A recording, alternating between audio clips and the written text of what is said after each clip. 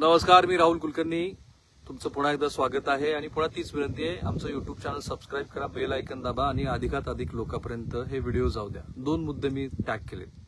वाल्मिक कराड किंवा दुर्दैवी संतोष देशमुख यांच्या खून प्रकरणाचा तपास आता सीआयडी करते आहे आणि सीआयडी बरोबरच एक वेगळी एसआयटी पण स्थापन झालेली आहे.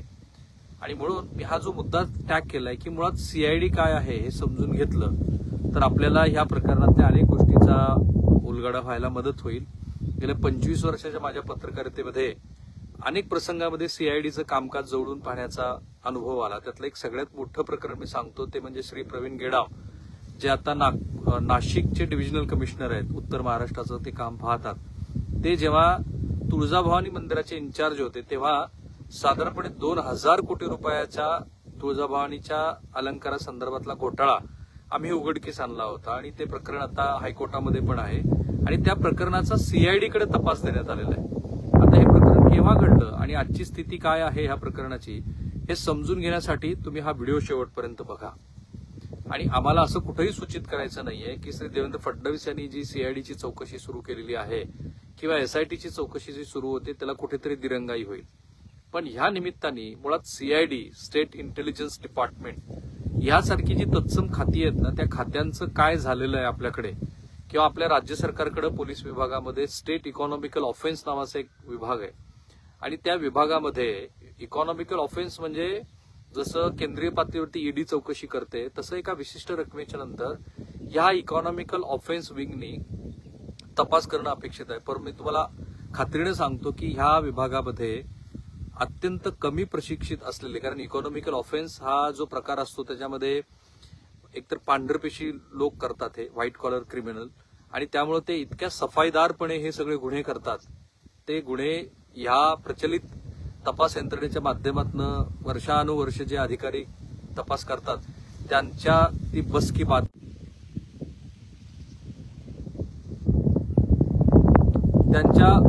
बात नाहीये, ही वस्तुस्थिती आहे. जसं स्टेट इकॉनॉमिकल ऑफेन्स बद्दल आहे तसंच तुमच्या सीआयडी बद्दल पण आहे. पण सीआयडी बद्दल एका अधिकाऱ्यांनी मला फार सुंदर असा मेसेज पाठवलाय आणि तो सूचित करतो की सीआयडी नेमकी कशा पद्धतीने काम करते आणि तिथे काय काय अडथळे आहेत ते एकदा समजून घ्या.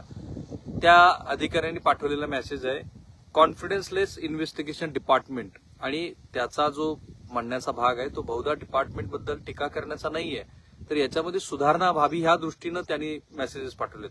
तुमची सीआयडी या शाखेत बदली झाल्यानंतर ज्यांचा कोणी वाली नाही तेच हजर होतात, ही वस्तुस्थिती आहे. सीआयडीला होणारी पोस्टिंग ही पनिशमेंट मानली जाते. जर तुमचे पोलीस दलामध्ये कोणी मित्र असतील तर तुम्ही त्यांना विचारा, किंवा ज्यांची मुलं शिकायला आहेत किंवा ज्यांना ह्या त्रास सहन होत नाहीये प्रचलित पोलीस स्टेशनमध्ये जाऊन 24/7 काम करण्याचं, आणि पोलीस दलावरती जो काही ताणतणाव आहे ते पण एक कारण आहे त्यांच्या फ्रस्ट्रेशनचं, किंवा ज्यांची मुलं शिक्षणासाठी आहेत किंवा ज्यांना कोणाला तरी दुर्दैवाने गंभीर असा आजार जडलेला आहे, तर अशाच व्यक्ती किंवा निवृत्तीच्या अगदी शेवटच्या टप्प्यामध्ये हे लोक सीआयडीकडे येतात.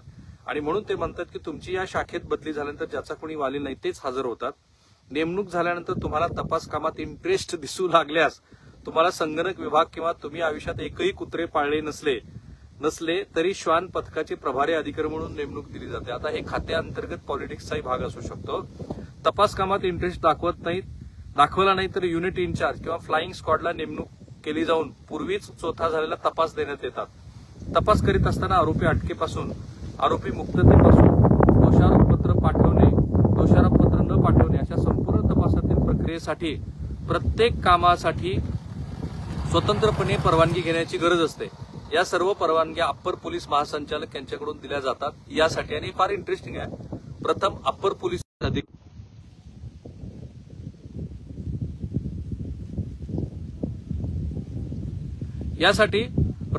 पोलीस अधीक्षक, एसपी, डीआयजी, आयजी अशा सर्वांच्या मार्फत एडीजी कडे प्रस्ताव जातो. नोटिंगवर प्रस्तावाची शिफारस करणारा प्रत्येक अधिकारी हातभर फालतू क्युरी काढून प्रकरण परत पाठवून देतो. त्या पूर्ण करता 6 महिने निघून जातात. क्युरीची पूर्तता करून प्रकरण फेर सादर केल्यास वरचा अधिकारी पुन्हा वेगळ्याच क्युरी काढून प्रकरण परत करतो. असा हा क्युरी पूर्ततांचा खेळ काही वर्ष चालतो. शेवटी प्रकरण एडीजीकडे गेल्यावर परवानगी द्यायची किंवा नाही हे त्यांच्या मर्जीवर राहते. त्याहून मोठे पुन्हा लीगल अॅडवायझर असतात.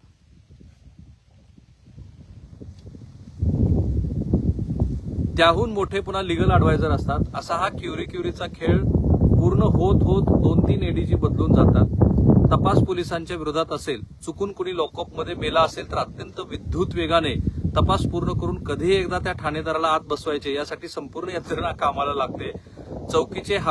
चौकीचे हवालदाराला देखील तपासाचे पूर्ण अधिकार असतील, परंतु या शाखेत डीवायएसपी वर देखील कोणी विश्वास ठेवत नाही आणि त्याच तपासाचे स्वतंत्र अधिकार देत नाही.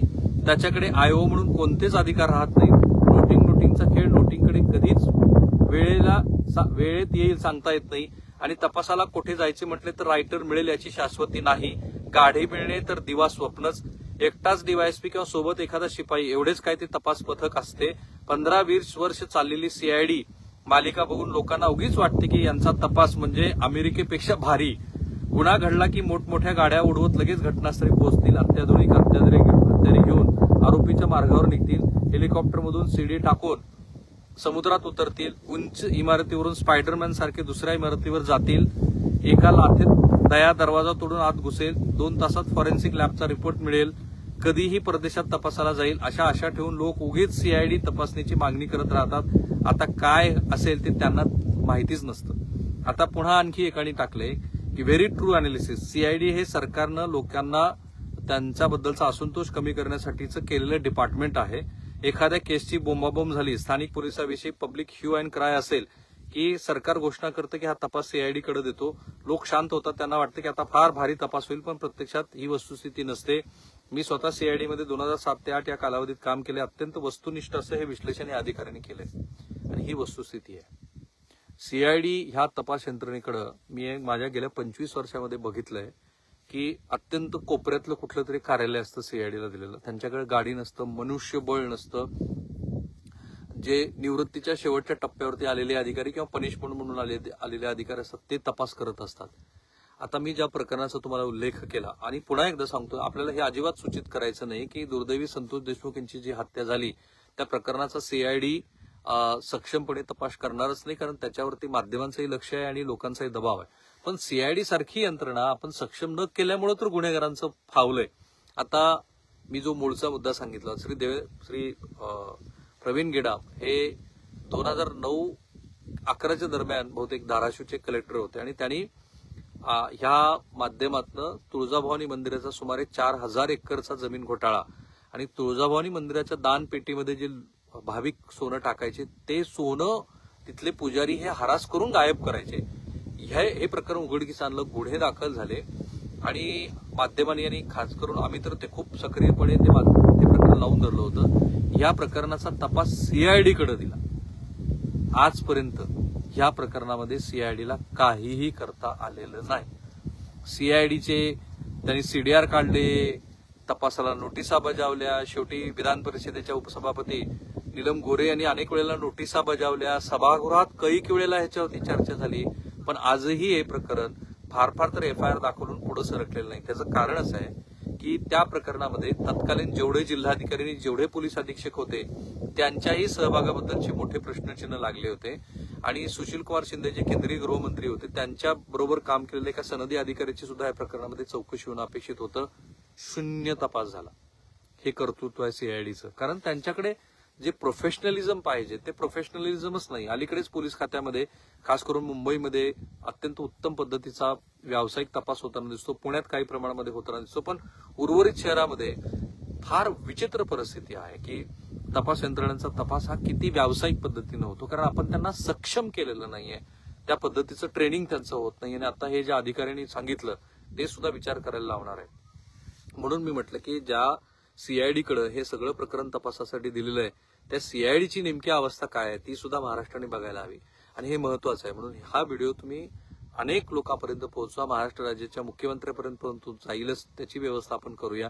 आणि महत्वाचं काय तर संतोष देशमुख यांना न्याय मिळणं अपेक्षित आहे आणि वाल्मिक कराडचा जर या सगळ्या प्रकरणामध्ये सहभाग असेल तर त्याच्या विरोधामध्ये सुद्धा योग्य ती कारवाई होणं अपेक्षित आहे. थांबूया आपण.